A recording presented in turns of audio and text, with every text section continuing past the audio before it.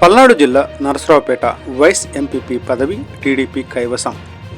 4 సభ్యుల మద్దతుతో గెలిచిన కొత్తపాలెం ఎంపీటీసీ సువార్తమ్మ. వైస్ ఎంపీపీగా టీడీపీ అభ్యర్థి సువార్తమ్మ గెలిచినట్లు ప్రకటించిన అధికారులు.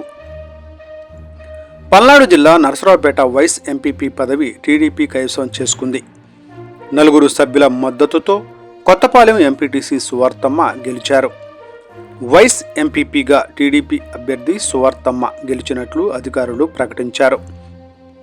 నరసరావుపేట శాసనసభ్యులు డాక్టర్ చదలవాడ అరవింద్ బాబు మాట్లాడుతూ, ఈ వైస్ ఎంపీపీ ఎలక్షన్ 2 సార్లు వాయిదా పడ్డాయి.